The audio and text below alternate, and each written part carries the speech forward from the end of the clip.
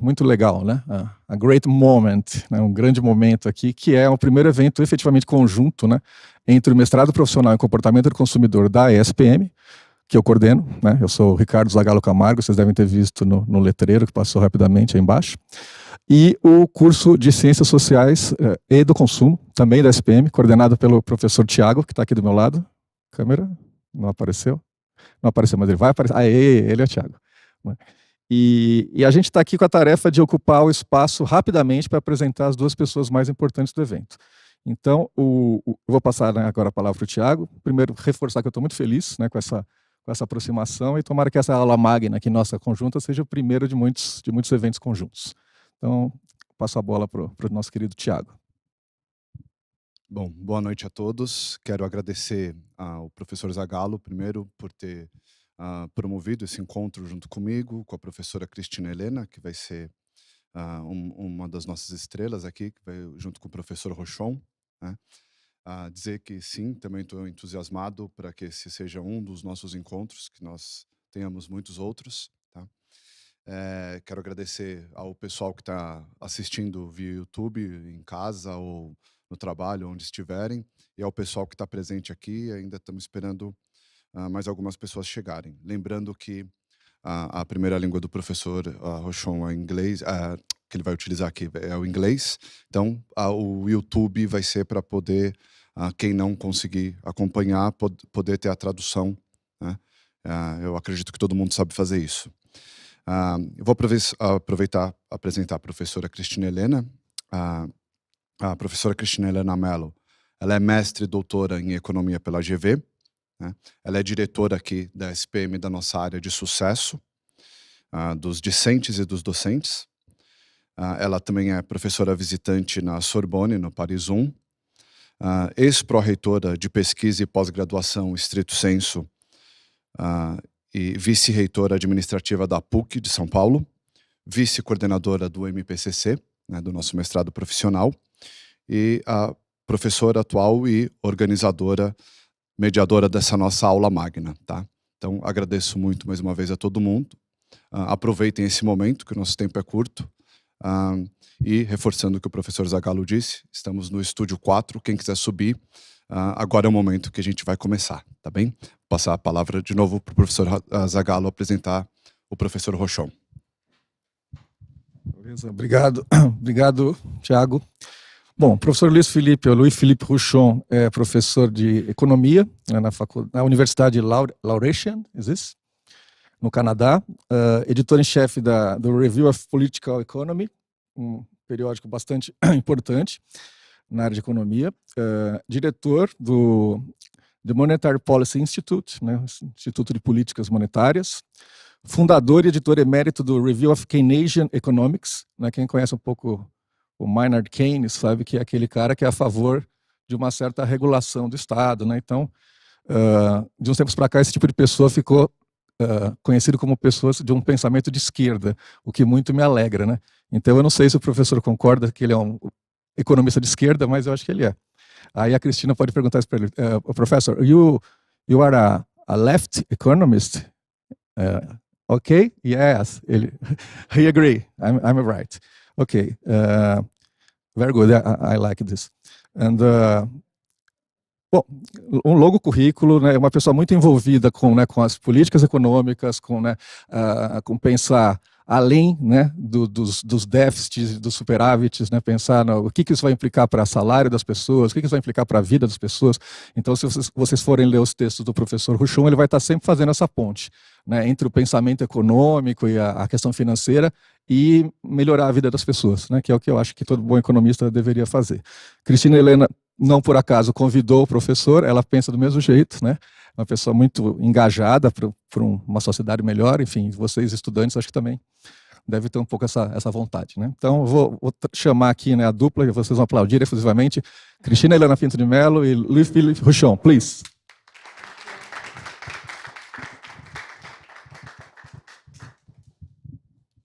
Take your seat at left, maybe. Okay. Yeah, but that's my right. Okay. Okay. It's just because the camera is out over there, so I think it's better. You are the So thank you, Zagallo. Thank you, Thiago. And thank you, Rochon, for being with us again. It's the second time here. And we invited you to talk. Well, inflation is burdening everybody. We were not prepared for that. We were expecting after the pandemic to have a wonderful world waiting for us, and we are living in a kind of nightmare. So you research a lot of central banks and monetary policy. Can you tell us more about the relationship about inflation and the choices of monetary policy and what we can do to fight against it? Well, let me begin by saying thank you very much for inviting me. I was in this room 4 years ago. It's 4. 4 years ago. And I'm very happy to be back. It's always a pleasure. It's a wonderful city and such wonderful people here at the university. So thank you very much. So inflation and central banks. You know, you're right, inflation all over the world, nearing double digits. In Canada, it's close to 9%. In the United States as well. And during all of this time, policymakers fell back on a very sort of traditional way of understanding inflation and of fighting inflation, which is by raising interest rates. So this has been the traditional way, call it mainstream way of fighting inflation. And the idea is that if you raise interest rates, that will lower demand, consumption, investment, which should slow down inflation and bring it back down. That's the theory. Unfortunately, there's a lot of problems with this view, both in terms of theory and in terms of empirical analysis. I am prepared to say that this view is wrong, and that central banking or monetary policy is perhaps not the best way of fighting inflation because it inflicts too much damage on the economy. That when you fight inflation using interest rates, and I'll get into the reasons why, it ends up creating a lot of unemployment, which then shifts the burden of fighting inflation on the backs of workers. And for me, that's a problem. And so I think there are better ways of fighting inflation, which I'll get into, but it relies on the use of fiscal policy. So when I mentioned the mainstream view, you know, there are two components to that approach. There's a policy component, which is the use of the interest rate in fine-tuning. You know, a lot of the people here and who are listening are probably too young, but I see a couple of older people who will remember those radios. Yes, those radios. You know, when you turn the knob a bit to the left, a bit to the right, to get the right frequency. And so this is what central banks do. They have an inflation target of 2%, or depending on which country, and 3 or 4%. And then they use interest rates, a little bit high, a little bit low, until inflation comes back down to target. So in Canada, where I am, the target is 2%. And inflation is more than 8%. So the idea is you crank up interest rates in order to bring inflation down. And they've done that. A few weeks ago, the Bank of Canada increased the interest rate by 1 whole point, by 100 basis points. And so that was quite a dramatic and very aggressive way of responding. It was, if memory serves right, the most aggressive increase in monetary policy in the last 6 months since 1990, so in the last 30 years. So central banks, and again in the United States, they increase interest rates twice now by 75 basis points. So they're being very aggressive. Not so much in Europe, but they're getting there. They'll have no choice. They're going to have to start raising interest rates. And you've seen in Europe the fact that they haven't been as aggressive with monetary policy. The euro has lost a lot of value, 30% or so of its values, 20, in that ballpark. So they're going to start raising rates. Now, that's, like I said, the monetary policy component of that model, that approach. The second component is what's called the transmission mechanism. How do these changes in interest rates affect the economy, which then gives you your desired inflation? And so, like I said, you change that interest rate, because central banks can manipulate interest rates. Even in Brazil, central bank can have any interest rate it wants. It may have consequences on your exchange rate, for example, but that's another question. Central banks can control interest rates at whatever level they want, and that it might have consequences. And those consequences is this transmission mechanism. We can see that here. Yeah, absolutely. And so the idea is that you change your interest rates in order to affect demand. Because it is believed that inflation is caused by demand. And in this sense, what the model, or what those people who believe in this model say, is that after the pandemic, when the pandemic had a tremendous impact on savings, because we couldn't go to restaurants, we couldn't go to bars, we couldn't spend our money. So it led to a lot of accumulated savings. And when the pandemic ended, people started spending again. And there's your demand, and it raises prices. On top of that, in the United States and Canada, there was a tremendous spending by governments. Deficits increased manyfold, and that led to pent-up demand, and that led to increased prices. So that's the story that we hear.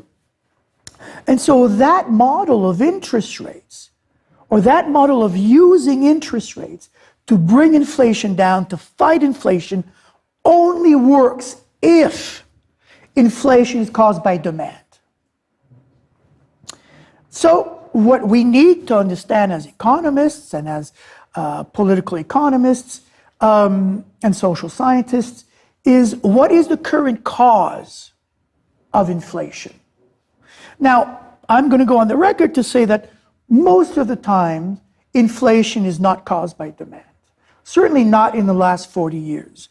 And it's very true now. If you look at the increase in wages, it has lagged behind growth rates, it has lagged behind inflation rates, so that wages, which is the main source of your consumption, is not catching up, is not keeping up with. So it's difficult to make a case that inflation is caused by excess consumption. There's that.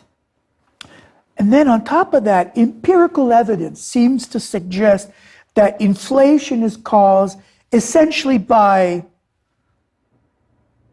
gas, petrol, which is, the price of gas has been increasing a lot, mostly because of the war in Russia. There are signs that gas is coming down a little bit, but there's the second component is caused by bottlenecks, supply chains. Factories having closed down for 2 years in China. The semiconductor industry, which is used in cars and virtually everything, well, there's a lack of those having been built. And so you see that a lot of the car industry has not been able to keep up with building cars. And then and other products. And then the third component of the current inflation seems to be, and this is a little bit more controversial, but there's a lot of empirical evidence in the US, at the Economic Policy Institute in Canada, at the Canadian Centre for Policy Alternatives, and other places in Europe, notably, that a third important component of inflation right now is what we call profit greed. Companies increasing prices because they want, because they can, because they're taking advantage of the confusion of the situation in order to increase prices. Now, we have to understand that prices are not set by supply and demand. There's no market for cell phones or for ties. It's basically the company who sets the price. Are they recovering the losses of the pandemic? Well, maybe, but that's another issue. We all suffered losses during the pandemic. And so the idea, we can't, as workers, we can't increase our wages.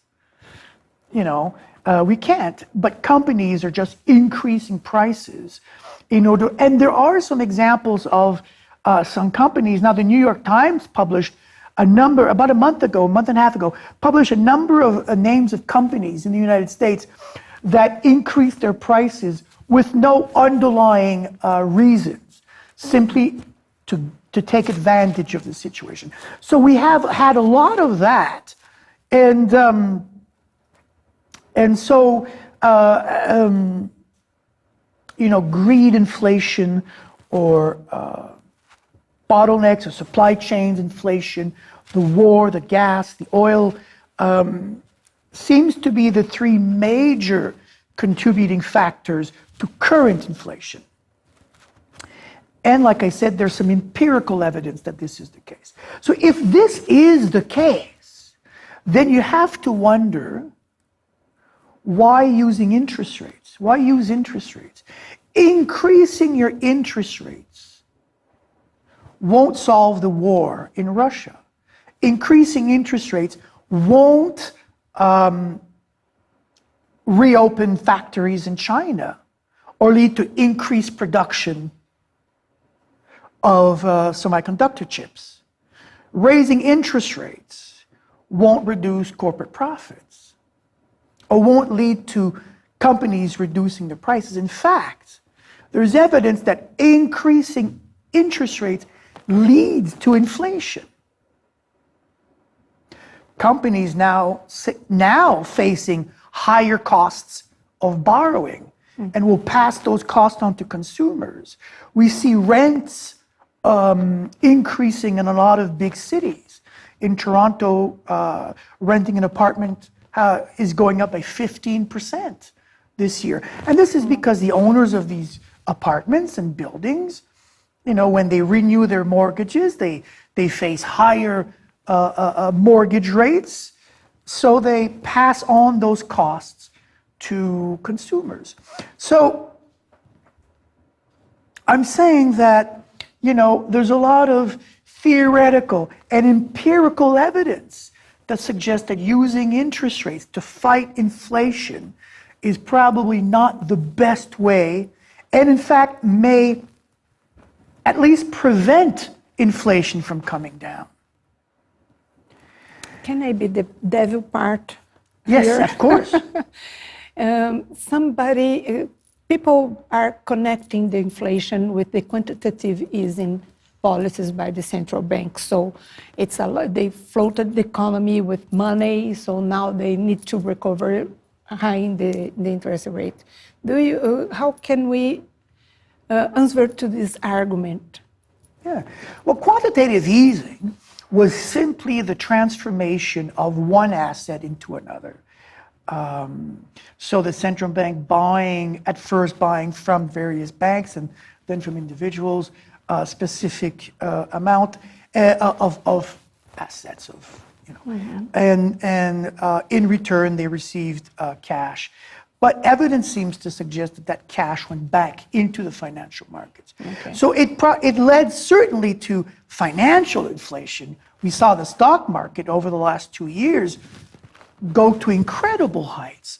And this, I think, is very true of quantitative easing. It led to financial inflation. I'm not convinced it led to product inflation. Okay. This is the transmission mechanism Yeah, that you said. yeah. And so I have something to say about that, if I remember, about the relationship between monetary policy and income and wealth distribution, which is something I've been working on a lot in the last 5-6 years.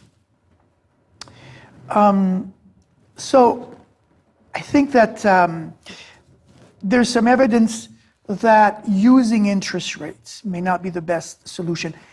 Now, let's assume that inflation is caused by demand. Okay, let's assume that.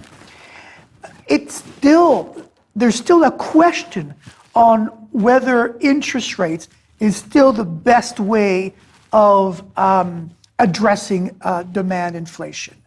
Now, like I said, the idea of using interest rates is that increased interest rates leads to diminished consumption and investment. That's the transmission mechanism. But empirical evidence, and this used to be advocated by people like myself some 10 years ago, post-Keynesians, who argued that consumption and especially investment are insensitive to incremental changes in interest rates. So increasing interest rates from 1 to 1.5 to 2 to 2.5 may not have a negative impact on inflation, on investment. Investments depends on more long-term views about profitability and et cetera. So the increase in interest rates may not even have an impact on demand unless the interest rate, like I said, you may not have responses to incremental changes to interest rates. But after a while, if you look at the history of monetary policy in the last 40 years, when central banks wanted to bring inflation down, they raised interest rates 10, 12 times, if not more. And so after, a tremendous increase, an accumulated, as opposed to incremental, an accumulated increase in interest rates, yes, that might just have an enormous impact on investment, and then consumption, and then unemployment and labor markets. But you have to collapse your economy in order to do that. Now, David McDonald in Canada, he's done a wonderful study, and he looked at the difference between soft landing and hard landing. Now, soft landing is when central banks increase interest rates, hoping that it won't cause too much unemployment and inflation will come down. That's a soft landing. But he's looked at the last 40 years, and he's concluded that, at least in Canada, this happened 0 times. Every time the central bank in Canada tried to fight inflation, it collapsed the economy into a hard landing with much higher unemployment as a result. And, I'm prepared to say that at least the same thing in the United States. And you don't have to have sort of a Volcker period, Volcker having been the governor of the central bank in the US Federal Reserve. You don't have to have, who raised interest rates to 20%. You don't have to have a Volcker, an extreme Volcker situation. But you need to, is my microphone down? Thank you. I suspected it was down because I think I went like this and I thought I had dislodged it. Apologies. Let's start over again. No. So you don't have to have a Volcker situation, but, raising your interest rate 10 times, I think is sufficient to collapse your economy. And you see that repeatedly in many countries. Brazil, for example. Yeah, absolutely. And so, yes, because in addition to that, you are very sensitive to your exchange rate. and then the pass-through effects.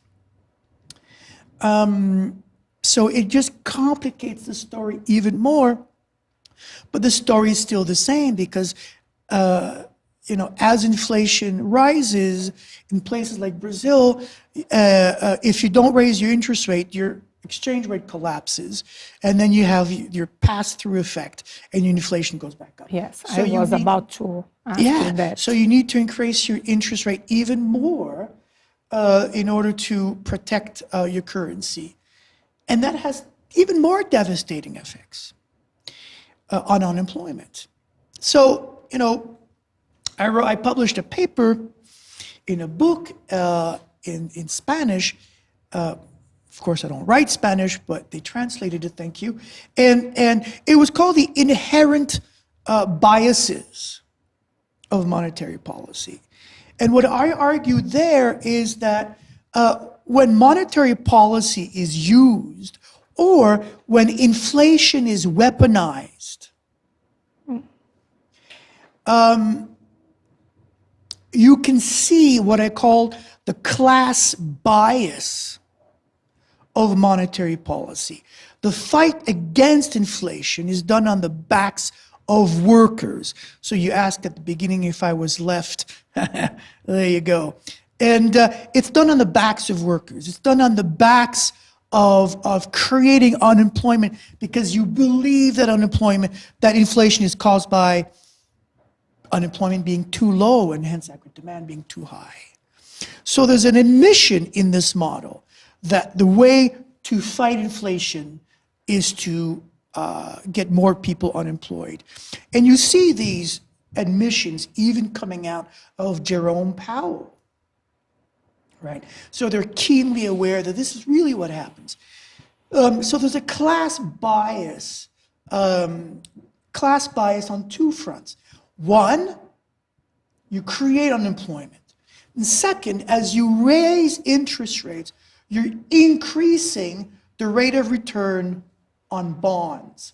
So those who own bonds are making more profits, or more revenues, I should say, out of holding bonds. And this is what John Smith, a Canadian economist, called the revenge of the rentier class. So you create unemployment and you satisfy rentiers, because part of monetary policy has two sides. If you remember the movie, again, maybe the audience is too young, Indiana Jones, the first one, and they, when Indy Jones says, they didn't have the other half of the medallion, they're digging at the wrong place. Well, that's what monetary policy is. If you look at monetary policy only as a cost of borrowing, cost of lending, you forget the other side of that medallion, which is monetary policy is a revenue for people who hold bonds. And when you look at it from that point, and this is something that's, sometimes discussed by some people, Claudio Borio, chief economist at the Bank for International Settlement, right? So with quantitative easing, you have more and more discussion of the income distributive effects between workers and rentiers. So it's no longer sort of a fringe left argument. It's very much in the mainstream. And for example, I am organizing a conference on this topic, on income distribution and monetary policy, with the Bank of Italy. There's no more mainstream than a central bank. And, the Bank of England did a symposium on this topic, and other central banks. So, it is becoming a point of discussion. And so that's the other side of that medallion, is seeing monetary policy as a revenue. And that brings up the issue of class conflict, income distribution. There's a governor of the central bank at the Federal Reserve who called it a reverse Robin Hood effect. Yes? So in a country like Brazil that has a huge inequality, it is dramatic, and deeper the inequalities, that what are you saying? So if? It's deeper, the inequality.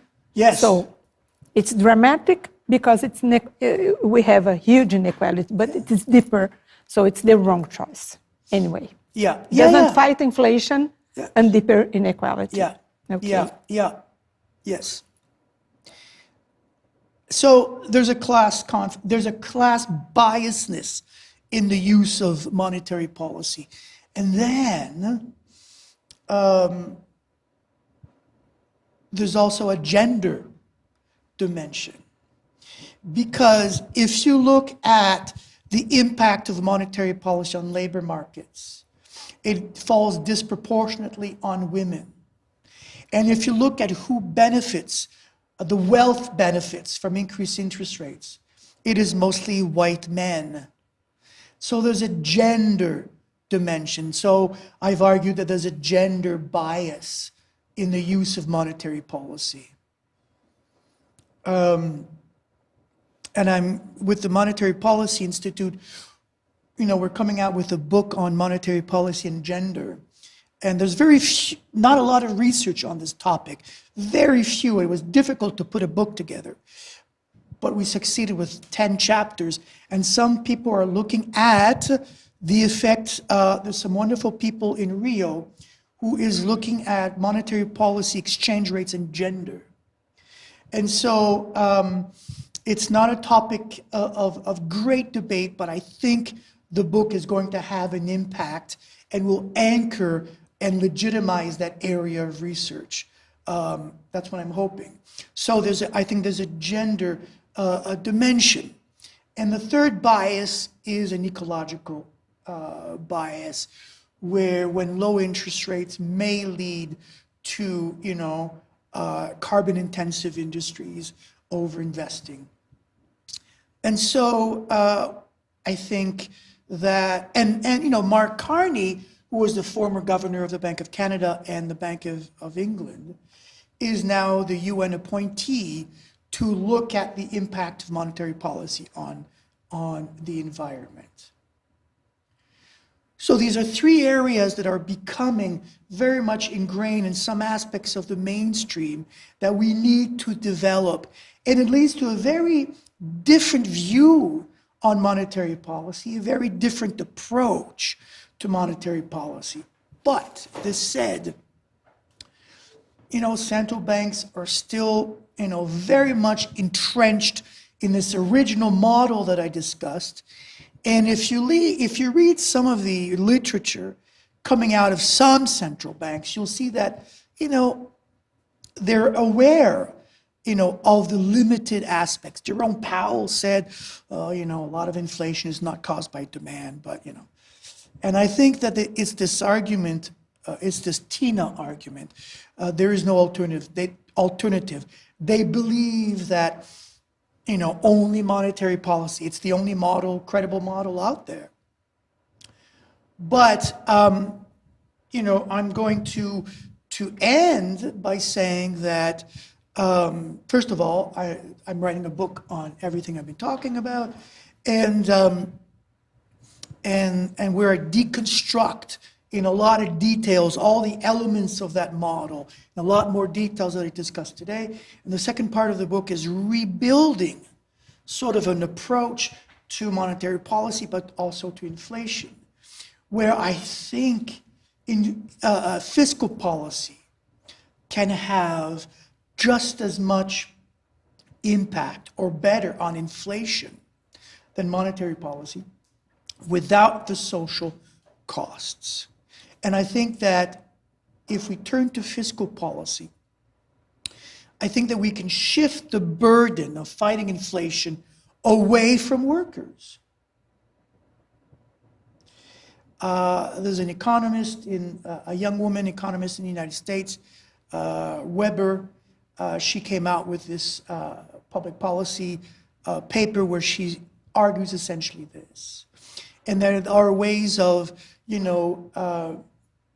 introducing some sort of price reforms, controls, right, in order to limit the increases in prices. Like I said, prices are exogenous. There are set by firms. And there's, maybe we should, I wouldn't go so far as to say that we have to, maybe an agency has to approve dramatic price increases of certain products. Maybe companies have to produce evidence that they need to increase prices. Maybe that's too dramatic a policy proposal. But there are other ways of controlling prices. In Germany, I was just in Germany, where they've reduced the price of public transit to €9 a month, and you have access to all trains, subways, trams. You can travel all around Germany for €9 a month. This is something, you can address the price of oil, right? You can release, right? You can build a buffer stock program of various raw materials, where when the prices start to increase, you release state-owned quantities of oil. The United States was trying to do that. So there are various ways through taxes. If companies have too much profits, that profit greed inflation, you can tax those extra profits at higher rates. So there's a lot of different ways. You have to sit down and figure out which policy can be used, but there are ways of doing it, and quite easy to think about those policies. But what is missing is the political will to do that. I think there's a lot of vested interest. There's a great book, if ever you want to pick up a book on central banks, by Clément Fortin and another Dietsch, and it's called "Do Central Banks Serve the People?" And it's a fantastic book written by an economist and sociologist. And they tackle the idea of independent central banks. And we're coming out with a book from the Policy Institute on central banks and central banking and democracy. So, which touches on these issues of social responsibility. But so much to talk about. Central banks are all over the news. But we need to really step back and understand what central banks do. I have one more question. Please. Because when central banks raises the interest rate, also they have a path-through to the public debt. Yes, yes. So there is another component that we must look for. Because if you have a huge debt, you can't afford lowering the traffic jam, the tickets for the transport or everything else. So do you think this is another link? Let me say that I disagree with you. Okay. And I'll tell you why. But you're right. I think that one of the reasons interest rates were so low during the financial crisis and the pandemic was precisely to allow governments to spend and carry a very low debt burden. Okay. As interest rates increase, you are right, it's adding to the burden of the debt. Luis Jose Orrero just published, I created a blog a month ago or so, called The Monetary Blog, and we published a number, I think we've up to about 25 blog entries. And he just published the latest one in English, and we published also in Portuguese. And he argues that each half-point increase in interest rates in Brazil leads to, I think he said, $16 billion, something like that. That's it. Don't quote my number. But the argument is it adds to the burden of the debt. Okay. So this is where I disagree. I agree, of course, it adds, because governments have to sell more bonds, and that adds to the burden. Fine. But there's one lesson that we learned during the pandemic and also during the financial crisis. We have always been told in the last 40, 50 years, in Canada also, we can't afford social housing. We can't afford more money for the homeless. We can't afford, various social programs. And we can't afford it, meaning there's a budget constraint on governments. And that famous Raynard and Rogoff paper that was discredited, they had put that ratio of deficit to GDP at 90%, or debt to GDP 90%. But even though the paper was, discredited, it's being cited again. But anyways, so the argument was that there's this budget constraints, and if you go beyond a certain level, it's going to be disastrous for the economy. So we can't afford social programs. But for some reason, we can afford lower taxes on the rich and corporations, under the assumption that they're going to create jobs, but it's rarely the case. But anyways, I digress.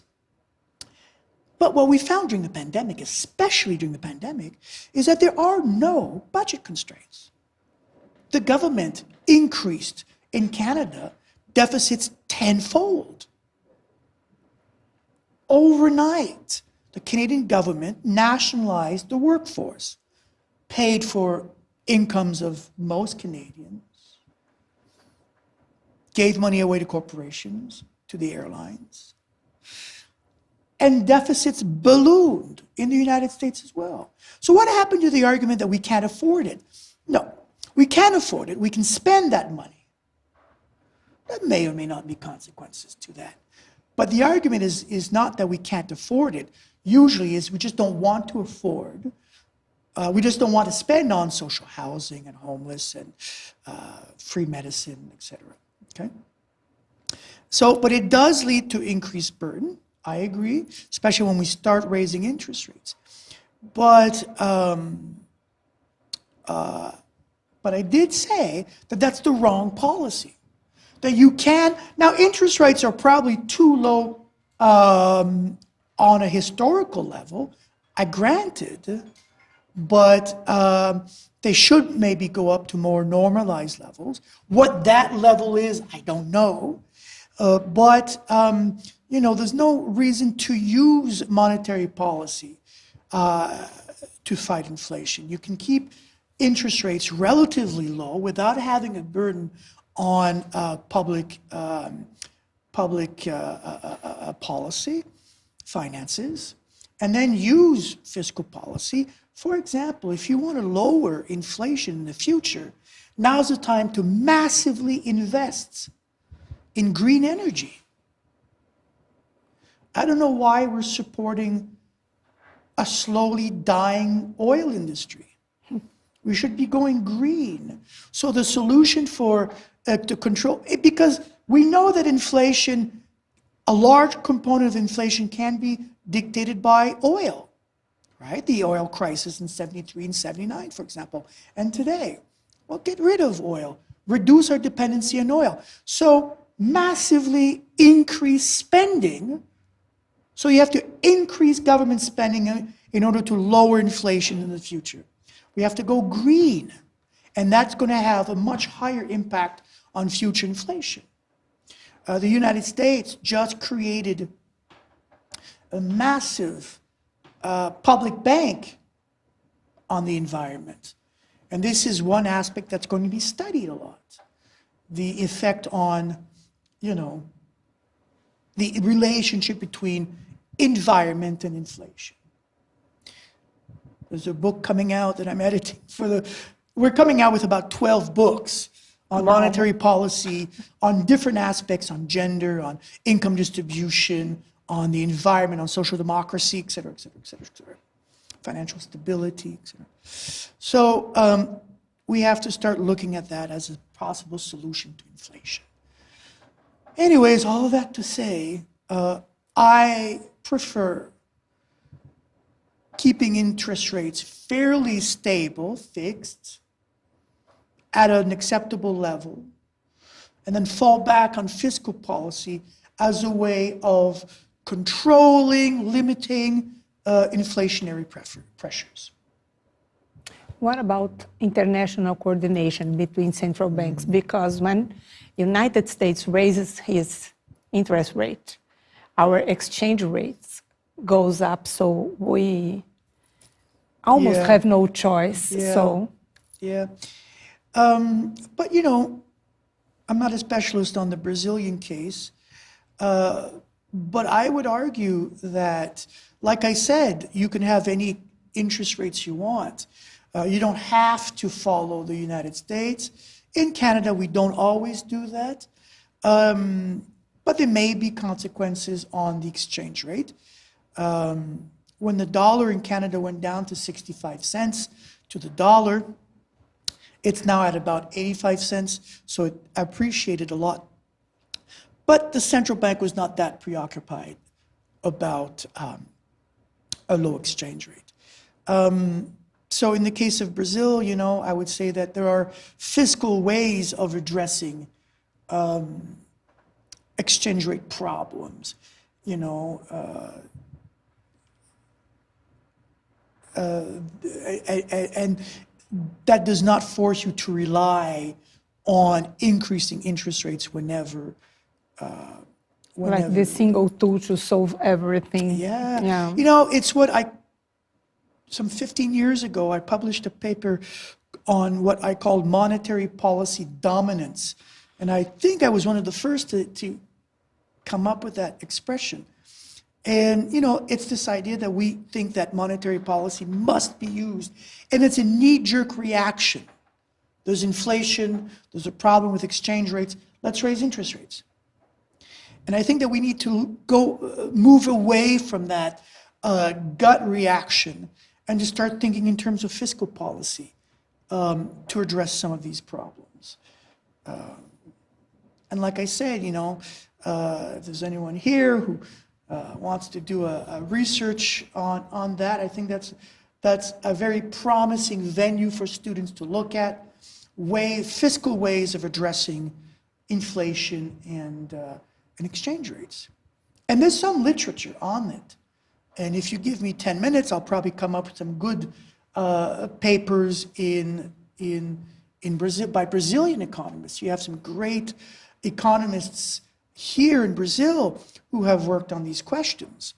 You know, some economists that I respect a lot have, you know, Bresser and Orero and Vernengo and, you know, a number of other great Brazilian economists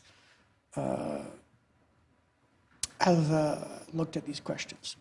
So thank you, Professor Rochon. Do you have time to two Yes, questions? absolutely. So if you want to address a question. It's not a question. It's just, I would like to know.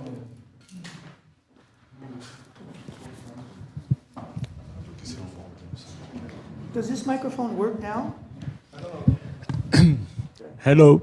Yeah? It's working? Okay, I'm Lucas. I'm a student of social science. I would like to know a bit more about the link that you make between gender policy, the gender trouble we have in our societies, with the monetary policy. Yes. So, the two sides of that medallion, call it the monetary policy medallion, is that on the one side, interest rates are a cost. And on the other side, interest rates are a revenue. The cost side is that when interest rates go up, the argument is that eventually it will deflate your economy and you lead to labor market adjustments. Unemployment will go up. And you have to look at what are the industries that are most affected and whether these industries are more gender specific. And so if you have more women working in one industry, and that industry is more sensitive to monetary policy, then you have a gender effect. And the other component is the revenue side, where when interest rates go up, or quantitative easing, and that leads to inflated asset prices, who holds those assets? You know, and this is one question that we're looking at in this book, and the preliminary evidence seems to indicate that it's mostly white men. So you have a gender, but also racialized bias, right? So most black people, most women don't own large percentages of financial assets. It's men, it's white men. And so they benefit from quantitative easing. They benefit from increased stock markets, increased interest rates on bonds, okay? So that's the gender bias that I was talking about. And there's lots of work, and like I said, there's not a lot out there. There is some. Elissa Brownstein has done some work on this, and a few others. James Hines at UMass, Amherst has done some work on there. And anyways, but there's still a lot to do. And I'm happy that in this book, there's 2 Brazilian women who will look at specifically monetary policy and exchange rates and gender in Brazil. And I think that's going to be a very important contribution to the literature. There was a question over there. The microphone and lapel is working. Ah, it's working. Yeah. Oh, great. I fixed it. Hey, Professor, I'm also a social science, I'm studying social science also. Thank you for your presence. I have a question about the 3 main factors that you said about the causes of inflation. I noticed that all of them are not problems that we have here in Brazil. Those are problems from the international problems. And a great example of it is the oil market here in Brazil that is controlled by one single company, that is Petrobras, that is state company. And the oil prices here are high also, but our oil is extracted here in Brazil, and the price is affected by an international politics of the oil market. So basically, we are dependent on that politics of that international politics, and we could have a lower price if we didn't depend on it. And as we live in a globalized world, we are even more dependent on each other's countries. My question is, if this tendency of a globalized world and a dependent economy on each other is sustainable in the long term, and if not, how can we make an economy more sustainable? If, for example, we produce our consumption, and each one of the countries' products their consumptions, if we can make it more sustainable. One of the conclusions from this pandemic has been how sensitive we are to these international linkages. You know, we know what happens when China breaks down, the factories close down. It has global effects all over the world. And there are people who are starting to question how interdependent we've become to each other. And that, it worked well relatively well until, of course, you have a situation where everything breaks down, and that's when you realize that it creates problems. There was talk, in Canada, we didn't have enough ventilators. We didn't have enough, we closed down our drug manufacturers, so we could not produce vaccines. We were dependent on other countries. And so there was talk briefly about the need to reassert ourselves in terms of national interests, industries that are, in the national interest. And so I think you're right that there are certain industries, and I'm not going, I would assume that that's more country specific.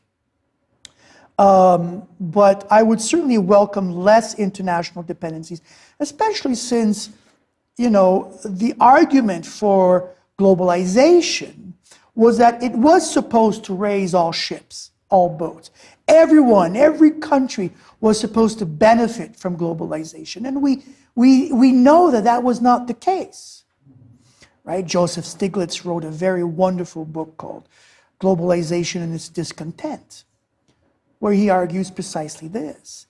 Some countries made a lot of money, but other countries were completely exploited and were made worse off.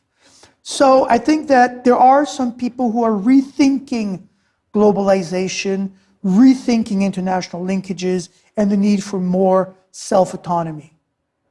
I would certainly welcome that. And again, it would be a country-by-country argument. What we need to do in Canada may not be appropriate for Brazil and vice versa.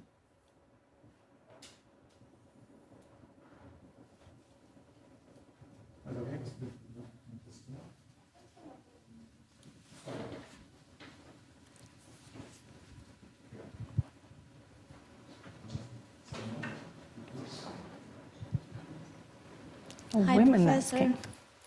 A women asking. Yes, yes, yes. My name is Fernanda. I graduated in international relations and I'm back to the university. Earlier you said we should be looking for green energy, ESG, this kind of things. Once I was reading an article and said underdevelopment countries, they purchase their development that development countries had in the same way. And I know it was another time, they were not looking for ESG and this kind of things, but underdevelopment countries, they want to have this growth. What we should be doing as academic society for changes reality, to try to change this development and put some more ESG, more sustainable issues in discussion. Look, it's a great question. The model for development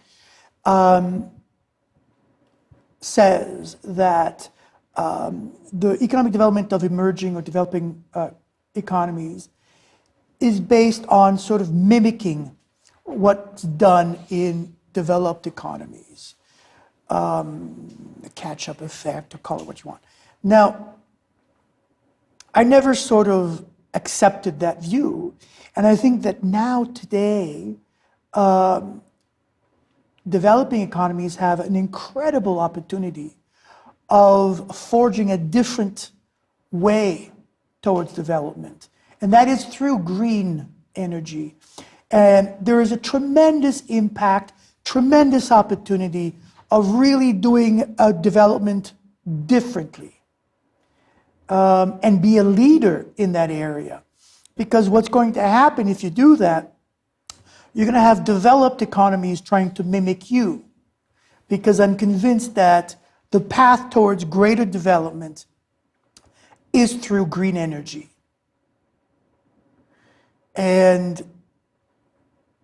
maybe this is what the Lula government is going to do soon.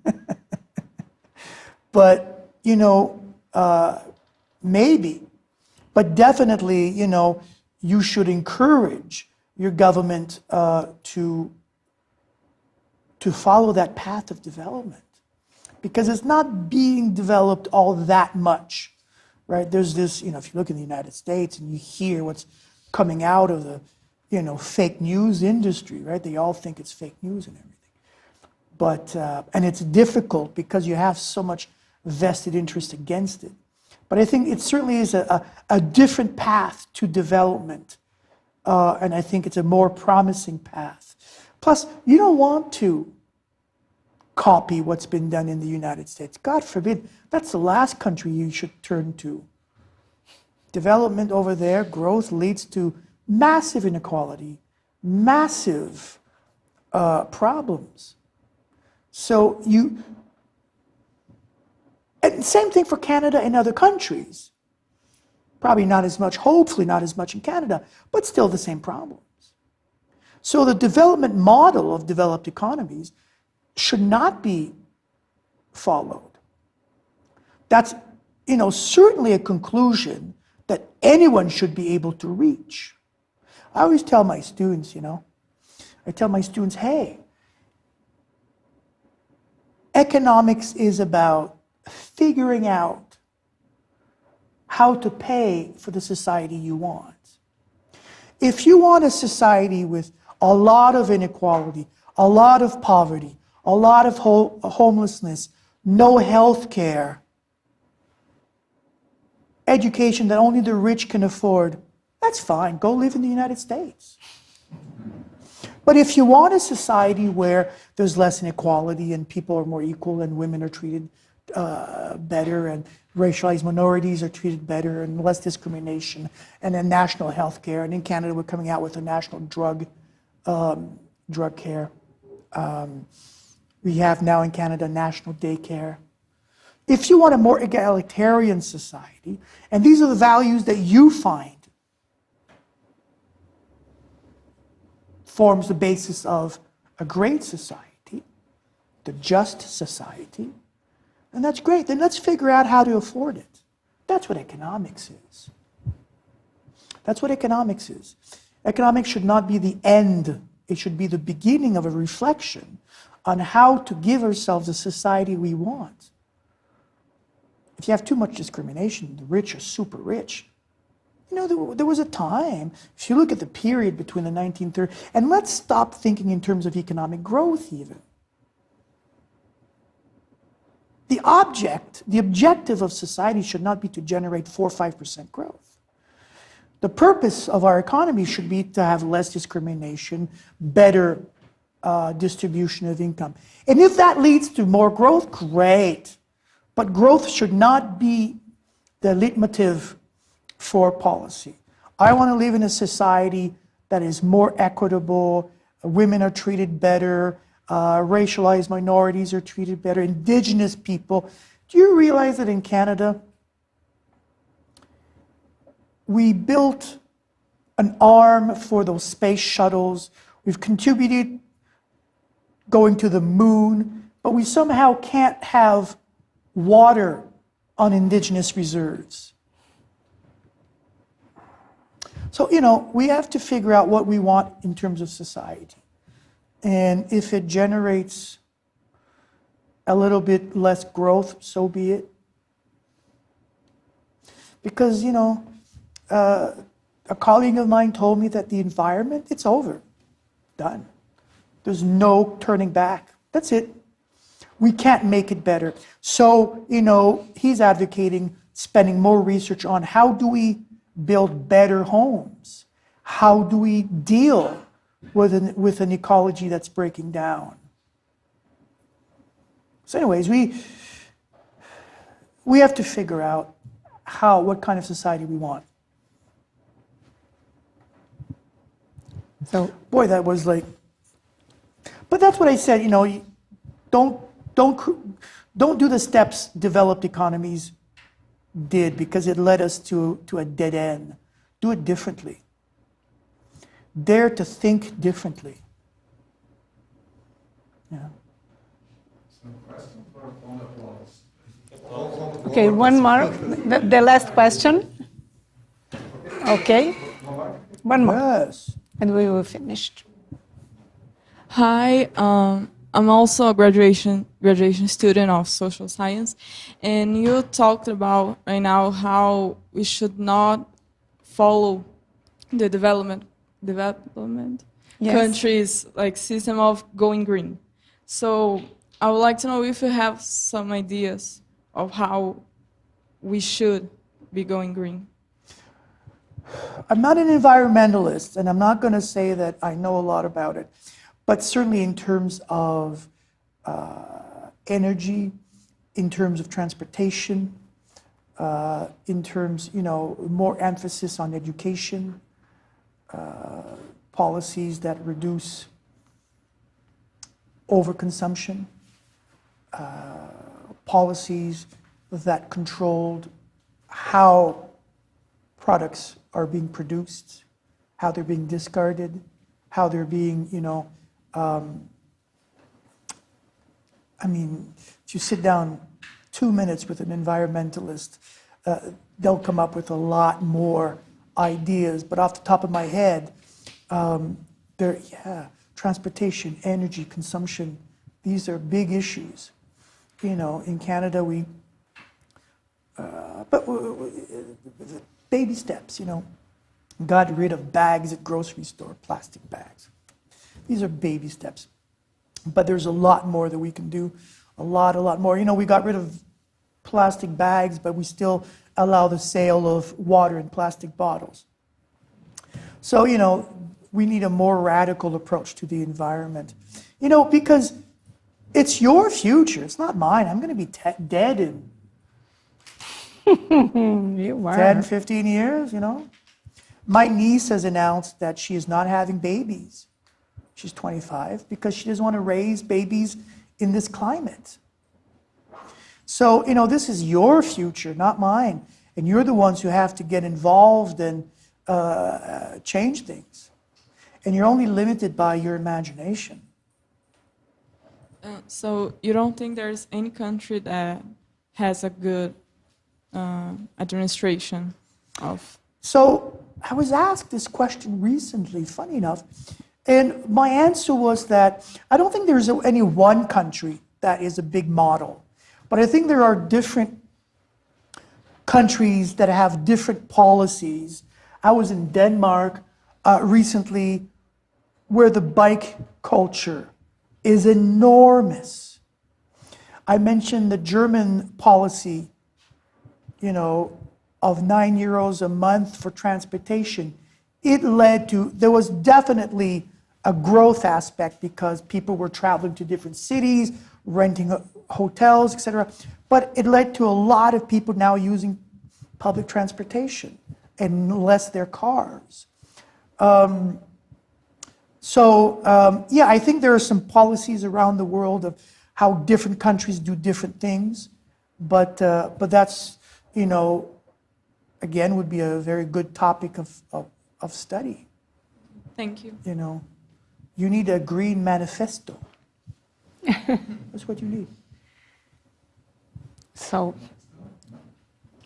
thank you very much, Professor Rochon. Thank you very much. We are very glad.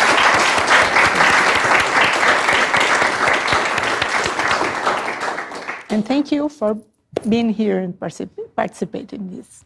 Thank you. Thank you. Ok, eu toco em português, não. Yes. Eu vou concluir. As escolas são espaços de debate. Então, não necessariamente o que nós falamos aqui reflete o que pensa a instituição, mas o que nós pensamos, acho que foi a participação de vocês muito rica, muito interessante. Queria agradecer mesmo a fala de vocês. Acho que cada uma dessas perguntas pode virar um projeto de iniciação científica sobre gênero, sobre energia limpa e principalmente sobre padrões de consumo. Tem na América Latina uma teoria sobre o